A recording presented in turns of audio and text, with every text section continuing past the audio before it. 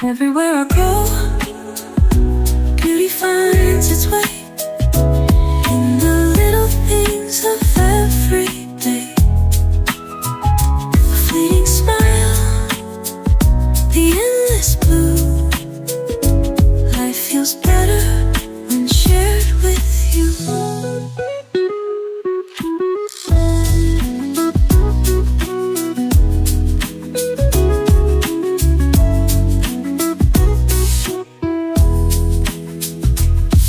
The laughter of friends, a familiar sound, the golden glow as the sun goes down. Steps that echo on the quiet street, every heartbeat feels so sweet. Do you feel it now? This gentle. Good afternoon guys. Ngayon ay June 9, 2026, 2 p.m. Nandito ako ngayon guys sa labasan ng Pasita, dito sa commercial. Dito matatagpuan ang mga grocery, katulad ng Rizal, Robinson, doon pa banda sa looban yung konti. Tapos dito rin makikita ang mga fast food chain, katulad ng Jollibee, Chowking, Burger King, Shakey's, at meron pa ditong Dunkin Donut. Medyo doon, lagpas ng Westlake, yung building na yon, nakikita nyo. Sa kabila naman doon ang Jollibee. So, mamaya, daan din tayo sa palengke. Lilibot ko rin kayo sa palengke ng Pasita. So, dito muna tayo sa labasan.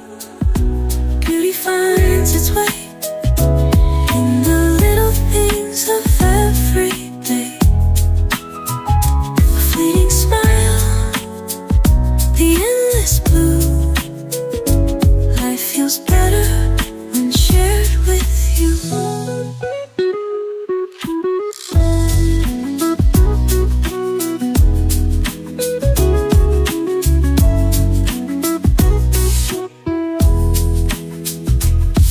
The laughter of friends, a familiar sound, the golden glow as the sun goes down. Steps that echo on the quiet street, every heartbeat feels so sweet. Do you feel it now? Guys, kanina pumasok ako sa Burger King. Wala pala silang halo-halo. Kaya, nilipat ako dito sa Chowking. Masarap ang halo-halo dito, guys. Kasi sobrang init. Galing kasi ako ng Binyan. So, order ako ng halo-halo. Yung medium para naman mapreskohan. So, wala pang masyadong tao dito sa loob ng Chowking kasi 2:00 ng hapon dito. Tuesday. So, siguro maya-maya puno ito. Mag-start na mga 3 o'clock, 4, puno na uli ito. Kasi yun ang labasan ng mga opisina, labasan sa school. So ngayon marami pang bakante. So order ako ngayon ng halo-halo. Kaya lang mukhang busy pa yata yung cashier, wala pang nakapwesto. Waiting lang ako dito sa tabi. Habang hinihintay ko. Kasi order ako ng halo-halo, medium. Medyo wala pa yung kukuha ng order.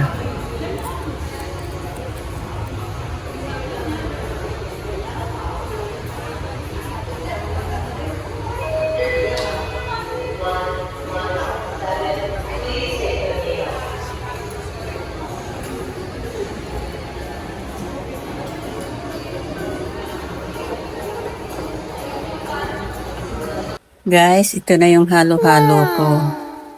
Ang in-order ko ay medium. Everywhere I go, beauty finds its way in the little things of every day. A fleeting smile, the endless blue. Life feels better when shared with you.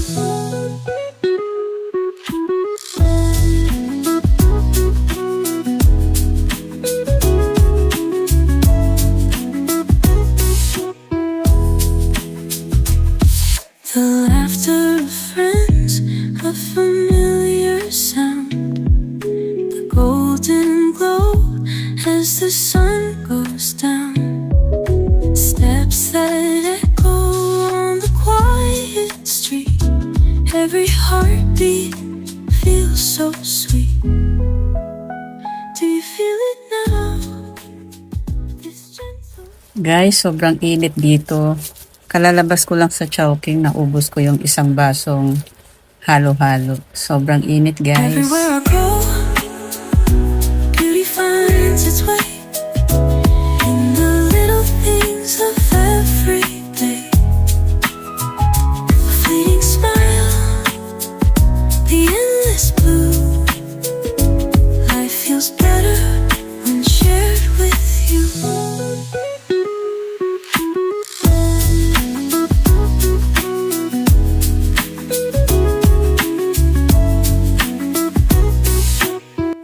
Guys, nandito ako ngayon, naglalakad dito sa party ng food court ng Pasita. Dito may mga karinderya, iba-ibang ulam. Masasarap ang tinda dyan, guys.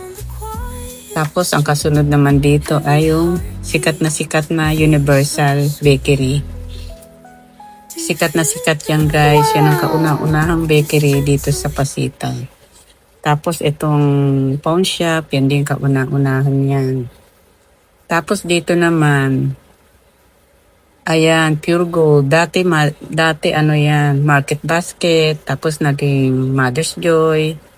Ngayon Pure Gold naman siya. Ano yung guys, grocery. Tapos dito naman yung mga paggawaan ng mga relo, mga bilihan ng cellphone, mga gadget, mga charger. Tapos dito naman, diyan, sa loob diyan, nandiyan naman yung mga butik, bilihan ng mga damit, sapatos, tsinelas, diyan sa loob na yan. Marami diyan na ba mabibili. Nandiyan din ang Kodak, nandiyan din yung mga bilihan ng mga printer, mga gamit sa mga diyan, mga paggawaan ng relo, diyan, ayan. Diyan kami nagpapagawa ng relo. Tapos dito naman, diyan sa loob diyan, nandiyan din, marami din diyan mga mabibili. Tapos pagtawid ko guys, doon naman ang palengke sa kabila. Palengke naman yun. Papasukin natin yan guys mamaya.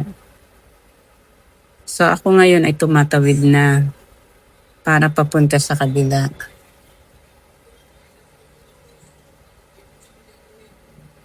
Kaya lang guys, ang bilihin dyan medyo mahal kasi mahal ang pwesto eh. Kaya minsan yung mga tao pumupunta pa sa sa Binyan o kaya sa San Pedro o kaya sa loob merong mga talipapa.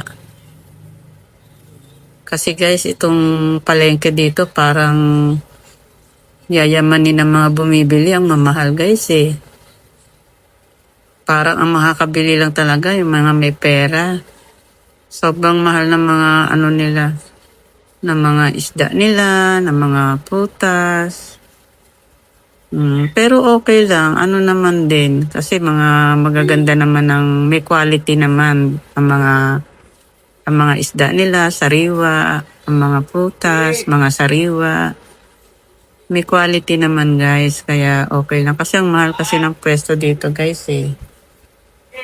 Yan, papasok na tayo guys sa palengke. Dito, yan eh, kainan yan. So, dito tayo dadaan. Yan. Ayan, may mga bilihan dyan ng mga pang party. Mga ginagamit sa party. Ito, papasok na tayo sa palengke. Guys, walang masyadong mga namimili ngayon kasi 2:00 pa lang ng hapon. Mag-uumpisa maglabasan ng tao para mamili. Siguro mamaya 3:00 ng hapon. So kaya iba sarado pa guys eh. Kasi 2:00 pa lang ngayon dito ng hapon. Kaya wala kayong mapapansin na maraming taong mamimili. Ngayon dito guys, tumigil ako kasi gusto kong bumili ng pakwan. So, ang isang slice nila ng pakwan ay 100 pesos. So, ayan, bilihan ng mga itlog, ng mga baboy. So, ito nga guys, ang pakwan. Bumili rin ako ng mangustin. Alam nyo ba guys kung magkano ang mangustin? 4 na piraso ay 82 pesos. So, sabi ko sa tindera, pwedeng 80 na lang. Tinawad ko pa guys yung 2 piso. So yung 4 na piraso ay 80. Pumapatak na ang isang piraso ay 20 pesos. Diba guys, ang mahal. So bumili lang ako ng 4 na piraso. Guys, ngayon, tatawid na ako, sasakay ako ng tricycle. So dito ang pila ng tricycle, dito ang terminal ng mga tricycle. So ito guys, tatawid na ako para pumunta sa sakayan ng tricycle. Uupo muna ako doon sa upuan kasi maghihintay ako ng kasabay ko. Para may kasabay ako, magiging 3 kami sasakay sa tricycle. Kasi guys, bumababa na lang ako sa main road. Kasi mas nakakamura pagka main road. Kasi pagka nirentahan ko ang isang tricycle ay 50 pesos. So, pagka meron akong kasabay, 17 lang. Guys, nakababa na ako ng tricycle dito sa 12th Street. So, ito yung pinaka-shortcut ko para pumunta sa amin. Kasi pag nag-special ako, 50 pesos. Samantalang dito, nag-main road lang ako, 17 pesos. Kaya lang, maglalakad pa rin ako. Okay lang guys, at least exercise pa rin. So, lalakarin ko ito hanggang 12th Street ito guys, itong nilalakad ko. So, sa kabila, meron ding 12th Street. Maikli lang dito ang 12th Street. So, doon sa pinakadulo, doon sa may kotseng puti yan, na ako, sa kanan. So guys, pinakikita ko sa inyo yung mga bahay dyan. Tapos nakikita nyo yung guys, yung blue na pintura. Yun ay covered court ng Phase 6. Maraming event na ginagawa dyan. Meron mga, ito lalakarin ko guys yung iskinita. Yan. Pagkagabi, medyo hindi maganda maglakad dito kasi madilim. So sa araw ko ginagawa. So, katulad ng sinabi ko kanina, yung blue court na yan, diyan yan covered court. Ibig sabihin, meron siyang, may bubong, may gate, may bakod. So, ginaganap minsan dyan yung mga zumba, ng mga senior, mga event, mga meeting, minsan may mga ginagamit din yan, inirerentahan din yan ng mga ibang mga nasa ibang lugar. So ito, marami dyan puno. Yan, katulad dyan, may mga puno dyan ng Indian mango. Yan, madadaanan natin. Tapos merong puno ng duhat. Yan. Minsan maraming nangunguha dyan sa umaga. Nauhulog na lang dyan sa may kalsada. Minsan, iba, sayang. Iba, na lang. Ibabasag na lang yung mangga. So ito nilalakad na natin. Nilakad ko lang guys mula doon sa kanto ng Pasita Avenue. So ito yung multipurpose na maliit lang siya guys eh. Pero meron niyang malaking kami sa mga barangay doon sa sa kabila.